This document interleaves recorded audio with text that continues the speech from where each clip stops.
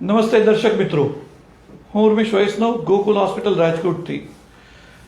આજે રવિવાર વહેલી સવારમાં આપ સૌને અમે આજે ઇન્ટ્રોડ્યુસ કરીએ છીએ ડૉક્ટર દુષ્યંત સાંકળિયા સાહેબ, કે જેમણે એમની MBBSની degree Shiv Shah medical college Surendranagar અને જનરલ મેડિસિનમાં MDની degree MP Shah medical college જામનગરથી પ્રાપ્ત કરેલ છે. તેમણે DNB ન્યુરોલોજીની ડિગ્રી પૂના હોસ્પિટલથી પ્રાપ્ત કરેલ છે. તેઓ પક્ષઘાત અને વર્ટિગોની સારવારનો ખૂબ બહોળો અનુભવ ધરાવે છે. આજનો આપણો વિષય છે સ્ટ્રોક મેનેજમેન્ટ ગોલ્ડન ટાઈમ, એટલે કે પેરાલિસિસનો એટેક આવે ત્યારે ગોલ્ડન પીરિયડ શું છે, ગોલ્ડન ટાઈમ શું છે, એ અંગે આપણે ડૉક્ટર સાંકળિયા સાહેબ સાથે આજે ચર્ચા કરીશું. હું આમંત્રિત કરું છું ડૉક્ટર દુષ્યંત સાંકળિયા સાહેબને. Good morning. Good morning thank you doctor Vaishnav સાહેબ. ડૉક્ટર સાહેબ, સ્ટ્રોક મેનેજમેન્ટ ઘણી બધી માન્યતાઓ છે, ઘણી બધી વાતો ચાલે છે. આપણે એની ઉપર થોડો પ્રકાશ પાડવાનો પ્રયત્ન કરશું જેથી દર્શક મિત્રોને સાચી હકીકતની ખબર પડે. મારો પહેલો સવાલ છે, સ્ટ્રોક શેને કારણે થાય છે અને કોઈને સ્ટ્રોક થયો છે કે નહીં એ કઈ રીતે ખબર પડે? એના કોઈ લક્ષણો ખરા? સ્ટ્રોક એટલે જેને આપણે પક્ષઘાત કે પેરાલિસિસ અથવા ગુજરાતીમાં જેને લકવો કહીએ છીએ, એ ખૂબ જ સામાન્ય ન્યુરોલોજીકલ બીમારી છે. આમ જોઈએ તો દર 6 લોકોમાં એક જણાને એમની લાઈફમાં પક્ષઘાત થઈ શકે છે. એટલે કે પક્ષઘાત બહુ જ કોમન ડિઝીઝ છે. હવે પક્ષઘાતમાં 2 પ્રકારના હોઈ શકે. પક્ષઘાત એટલે મગજને નુકસાન થવું. હવે મગજની જે લોહી પહોંચાડતી નળી એટલે કે રક્તવાહિની છે એ બ્લોક થાય કોઈ કારણોસર, તો એમને કારણે પક્ષઘાત થઈ શકે, જેને ઇસ્ચેમિક સ્ટ્રોક કહે છે. બીજું જે કારણ હોય છે એ મગજની રક્તવાહિની ફાટવાને કારણે, જેને આપણે બ્રેઇન હેમરેજ કહીએ છીએ, એ પણ એક પક્ષઘાતનો પ્રકાર છે. સૌથી કોમન જે પ્રકાર છે એ મગજની રક્તવાહિની બંધ થવાને કારણે, જેના વિશે આપણે આજે ડિટેલમાં ચર્ચા કરશું, જેને ઇસ્ચેમિક સ્ટ્રોક મેનેજમેન્ટ વિશે આપણે વાત કરશું. એટલે કે પક્ષઘાત એ મગજને રક્ત પુરવઠો ઓછો પહોંચવાને કારણે થતું બ્રેઇનને નુકસાન. હવે કોઈ પણ માણસને પક્ષઘાત થયો છે, એમના લક્ષણો શું, આપણે કયા લક્ષણો દરેક વ્યક્તિએ યાદ રાખવા જોઈએ કે આવા કોઈ પણ લક્ષણો ક્યારેય થાય તો એ આપણે તાત્કાલિક સારવાર લેવી જોઈએ અને પક્ષઘાતની શંકા કરવી જોઈએ. એમના માટે એક શોર્ટ ફોર્મ એટલે કે ન્યુમોનિક છે ફાસ્ટ, FAST. ફાસ્ટ એટલે કે ફેશિયલ ડેવિએશન, એટલે કે ચહેરો વાંકો થવો, આપણું મોઢું વાંકું થવું. એ એટલે કે આર્મ વીકનેસ. આર્મ વીકનેસ એટલે કોઈ પણ માણસને અચાનક હાથ કે પગમાં નબળાઈ લાગવી, હાથ ઊંચો કરવામાં તકલીફ થવી, ગ્રીપ વીકનેસ થવી, એટલે કે કોઈ પણ શરીરના અંગમાં નબળાઈ થવી. ક્યારેક ખાલી ચડી જવી કે ઘણી વખત ખાલી ચડી જવાના કારણો ઘણા હોઈ શકે, પણ પક્ષઘાતનું ઘણીવાર શરૂઆતનું લક્ષણ પણ હોઈ શકે. જો ખાલી ચડતી હોય અને અચાનક જ એ ઝડપથી પ્રોગ્રેસ થઈને હાથની નબળાઈમાં કન્વર્ટ થાય તો આપણે એમને પક્ષઘાત તરીકે ગણી શકીએ. સ્પીચ સ્લરિંગ એટલે કે બોલવામાં જીભ તોતરાવી, જીભ થોથવાવી, તોતડું બોલાવવું. અચાનક જ્યારે બોલવામાં તકલીફ થવી તો એ પણ પક્ષઘાતનું લક્ષણ હોઈ શકે. આ સિવાય બીજા 2 મહત્વના લક્ષણો કે જેમાં મોટાભાગના લોકો પક્ષઘાતની શંકા ન કરતા હોય છે અને એને કારણે પક્ષઘાતનું નિદાન મોડું થતું હોય છે, એ છે ચક્કર. અચાનક ચક્કર આવવા અને એ કન્ટિન્યુ ચાલુ રહેવા, સાથે સાથે વોમિટિંગ એટલે કે ઉલટી થવી, ચાલવામાં બેલેન્સ જવું, તો આ પણ પક્ષઘાતનું લક્ષણ હોઈ શકે.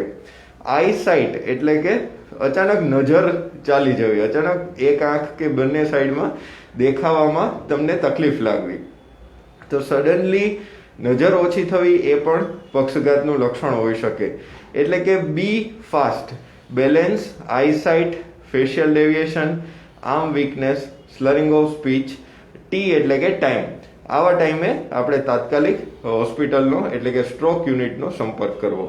તો આ બહુ સામાન્ય લક્ષણો છે, એ હંમેશા આપણે યાદ રાખવા જોઈએ, જેથી આપણે પક્ષઘાતનું ત્વરિત નિદાન કરી શકીએ અને ત્વરિત આપણે પક્ષઘાત થવાની શક્યતા જાણીને હોસ્પિટલે જઈ શકીએ. એટલે ટૂંકમાં આપણા નજીકના કોઈ સગા સંબંધી ને આમાંથી કોઈ પણ એક લક્ષણ હોય તો આપણે તરત નજીકની સારી હોસ્પિટલ કે જે સ્ટ્રોક યુનિટની ફેસિલિટી હોય ત્યાં આપણે એપ્રોચ કરવો જોઈએ.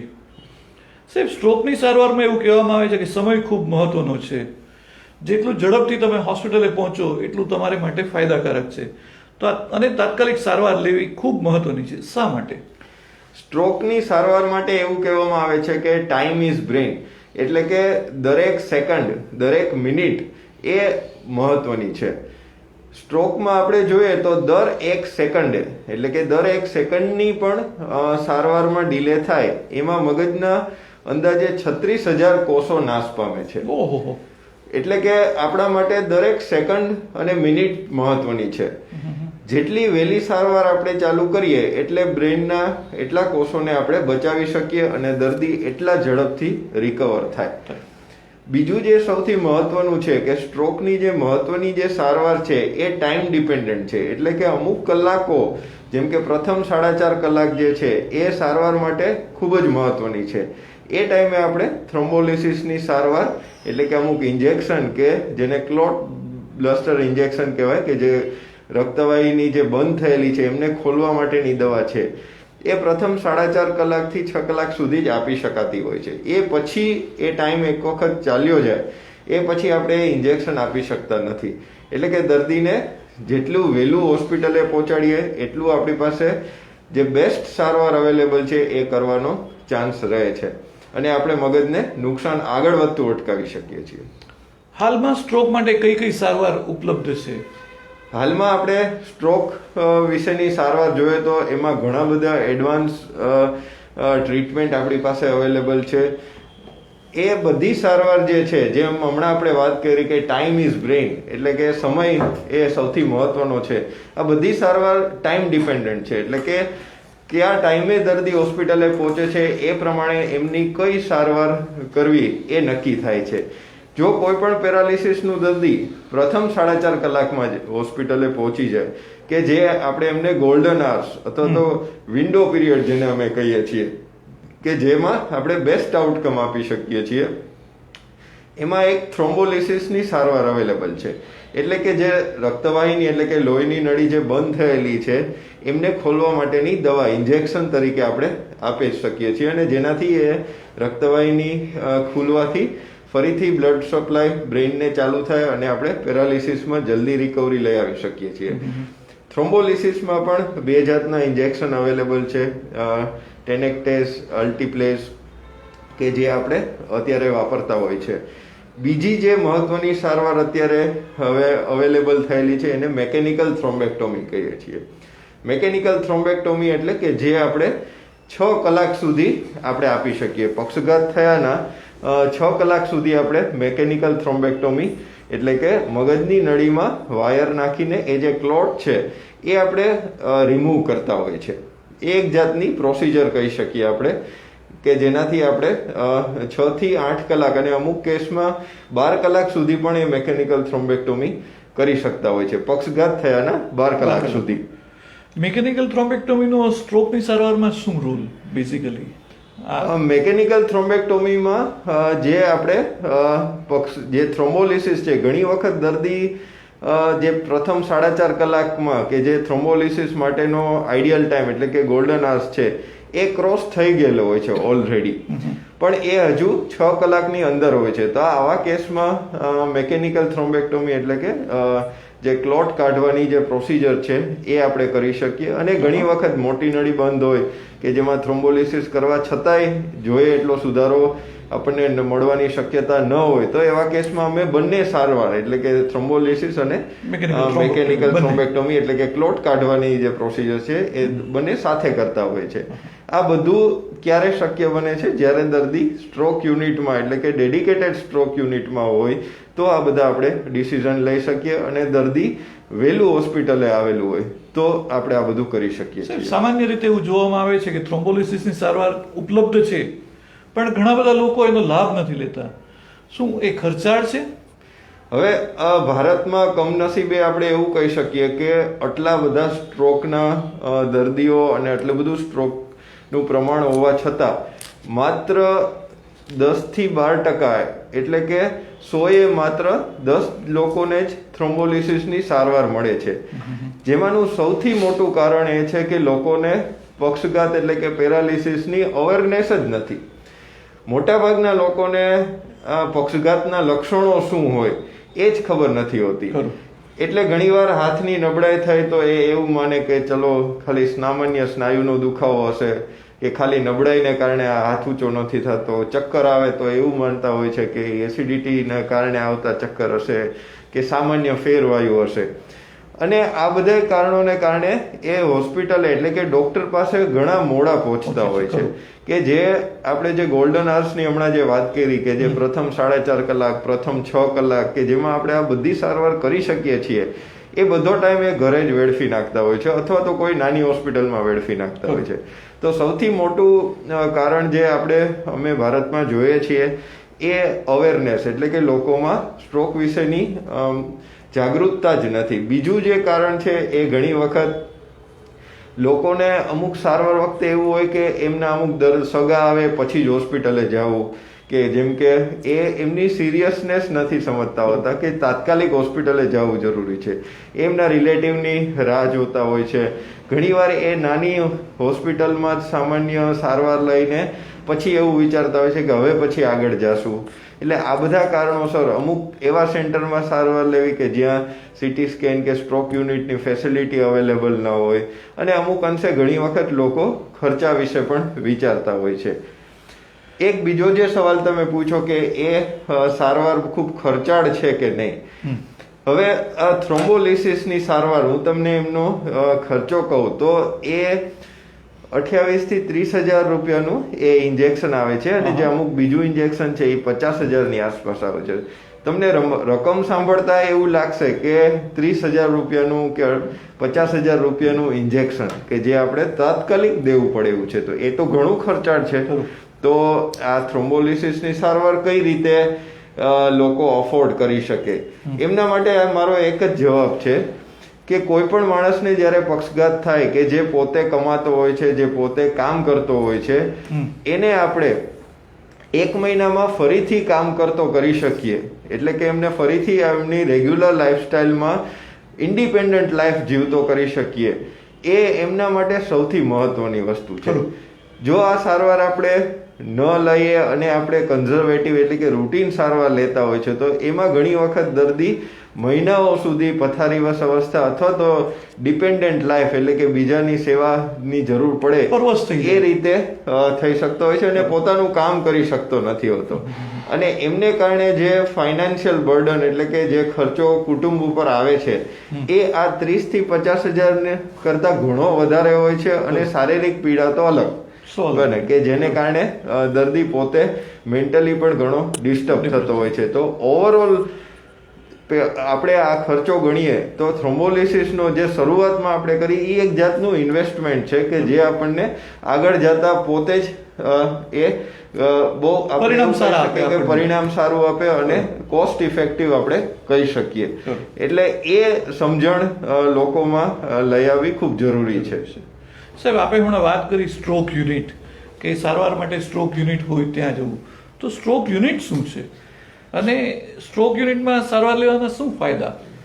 જે બીજું અમે મહત્વનું કારણ જે સારવારમાં જે મોડું થતું હોય છે એ જોતા હોય છે, એ લોકોને પક્ષઘાત થાય ઘણી વખત દર્દીને ખબર પડી જાય છે કે મને પેરાલિસિસની અસર છે, પણ એ નજીકની કોઈ હોસ્પિટલ અથવા તો એમના સગાવાલા ડોક્ટર પાસે જતા હોય છે. ત્યાં એ જોવે કે આ પક્ષઘાતની અસર છે, એ એમની રીતે થોડી ટ્રીટમેન્ટ કરે, અમુક સીટી સ્કેન કે MRI કરાવે, પછી એમને ધ્યાનમાં આવે કે ઓ આ પેરાલિસિસ છે, પછી એ આગળ જવાનું ડિસિઝન લે. આ બધી વસ્તુમાં સમય ઘણો જ ચાલ્યો જતો હોય છે. અમે અત્યારે એવું જોઈએ છીએ કે લોકોને ફાઇનાન્શિયલ ઇસ્યુ એટલો નથી. થ્રોમ્બોલિસિસની સારવારનો ખર્ચો એફોર્ડ કરવો એ અત્યારે મેજર હર્ડલ નથી, એટલે કે મેજર તકલીફ નથી. જે મેજર ઇસ્યુ જે જોઈએ છીએ એ ટાઈમનો હોય છે કે દર્દીને સ્ટ્રોક યુનિટ વિશે અને આ બધી સારવાર માટે આવું સ્ટ્રોક માટે આ અવેલેબલ છે એ જાણકારી નથી હોતી, એને કારણે સમય બરબાદ કરે છે.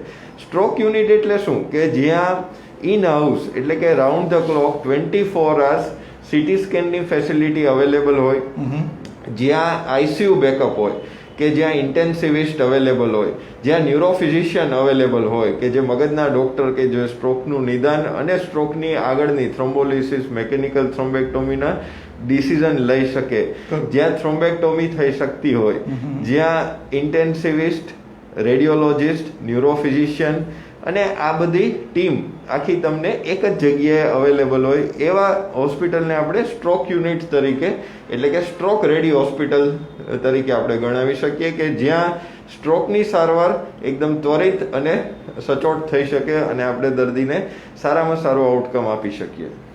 એટલે ટૂંકમાં સ્ટ્રોક યુનિટ એટલે ટીમ કે જ્યાં દરેક જાતના સ્પેશિયાલિસ્ટ એક જ છત નીચે મળી શકે કે જેથી આપણે સારવારમાં કોઈ પણ જાતનો ડિલે ન થાય અને કોઈ પણ જાતનું કોમ્પ્લિકેશન અથવા તો એવું જરૂર થાય તો આપણી પાસે જેમ કે ઘણા મોટો સ્ટ્રોક હોય તો એમાં તાત્કાલિક ન્યુરોસર્જનની જરૂર પડતી હોય છે, તો ન્યુરોસર્જન પણ એ આ સ્ટ્રોક યુનિટનો એક આપણે ટીમ હિસ્સો છે નો એક હિસ્સો છે કે જ્યાં આપણે ઇમિડિયેટલી આપણે પેશન્ટને લાઈફ સેવિંગ સર્જરી પણ કરી શકીએ.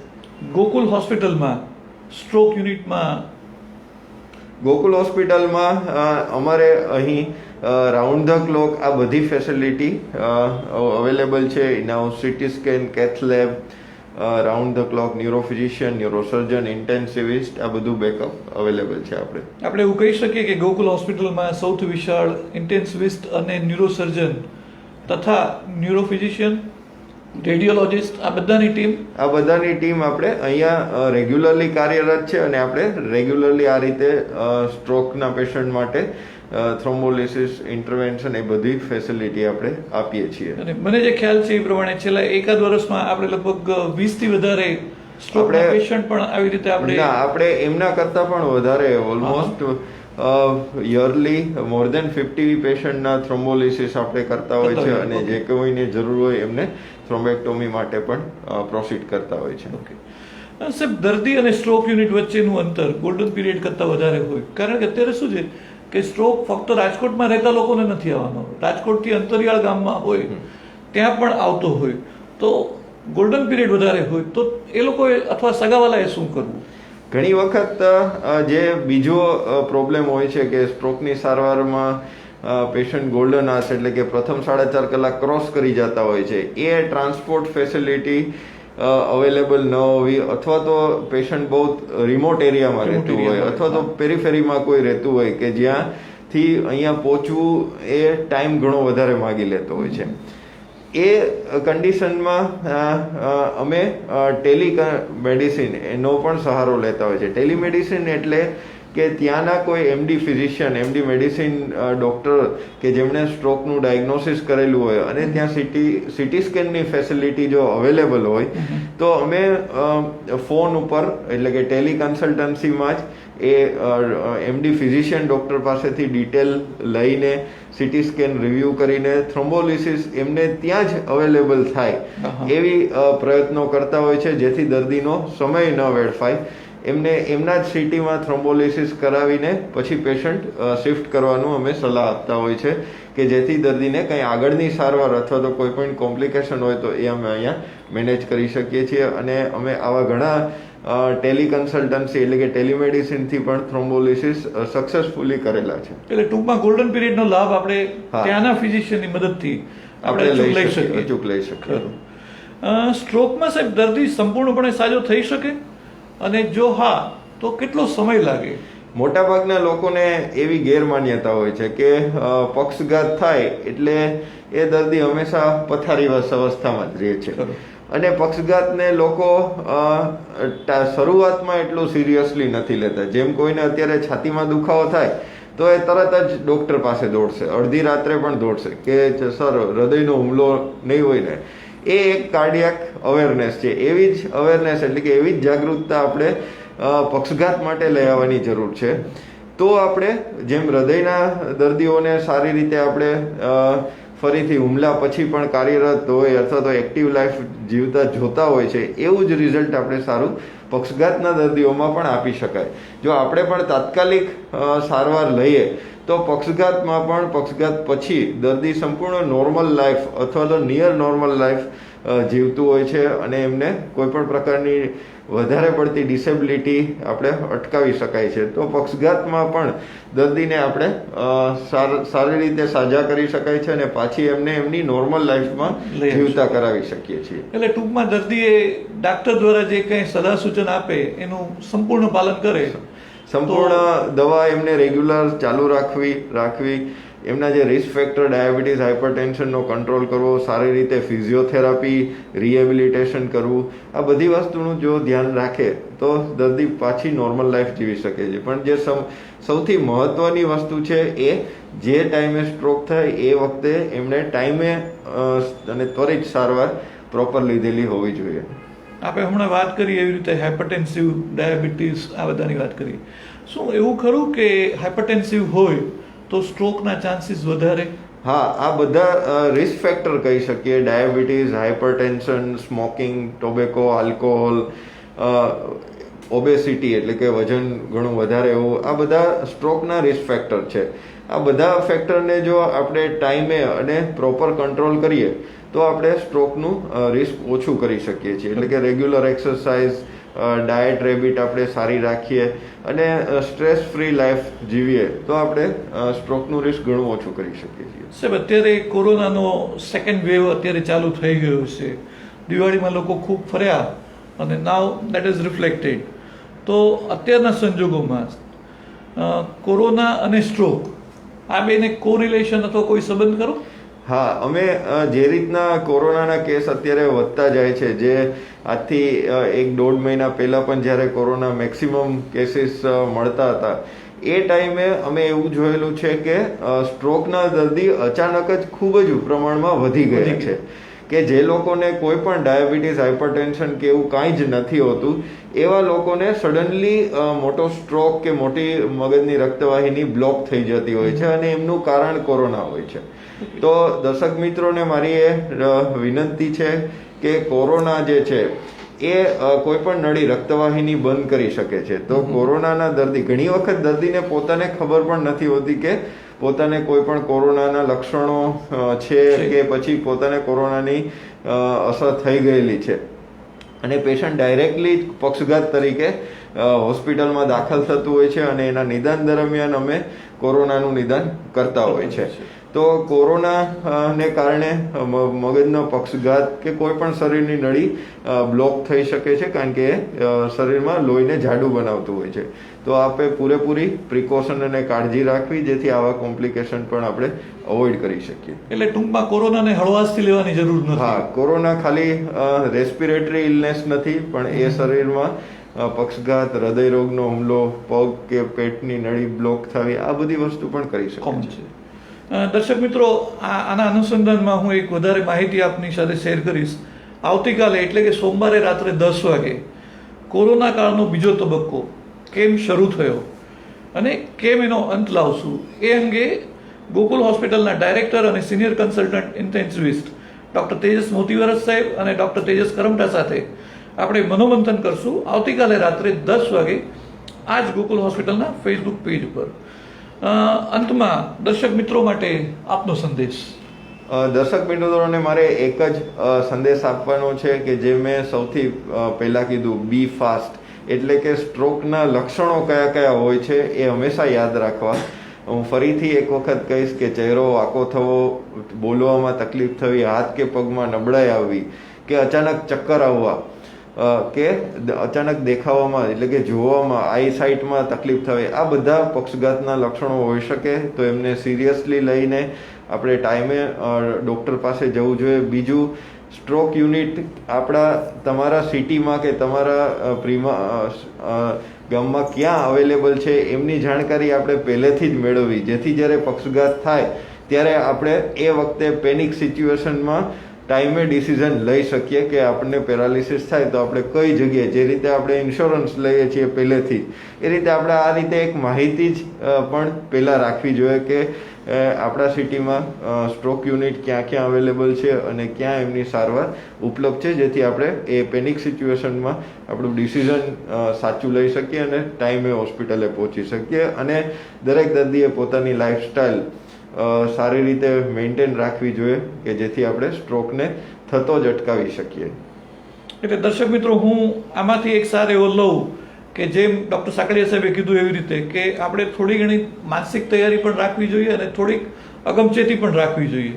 આપણા કોઈ પણ સગા સંબંધીને આમાંથી કોઈ પણ લક્ષણ દેખાય તો તાત્કાલિક એમને નજીકના ફિઝિશિયન પાસે લઈ જઈ અને તાત્કાલિક સ્ટ્રોક યુનિટમાં એને ટ્રાન્સફર કરી શકીએ એવા આપણા પ્રયત્ન હોવા જોઈએ. સ્ટ્રોક યુનિટ ફક્ત તમારા સિટીમાં હોય એ જરૂરી નથી, કદાચ ન પણ હોય, નાનું ગામ હોય, તો નજીકમાં નજીક આપણને સ્ટ્રોક યુનિટ ક્યાં છે એની પણ માહિતી હોવી જોઈએ, જેથી આપણો ગોલ્ડન પીરિયડનો આપણે લાભ લઈ શકીએ. ખૂબ ખૂબ આભાર આપ સૌનો. ધન્યવાદ. ધન્યવાદ.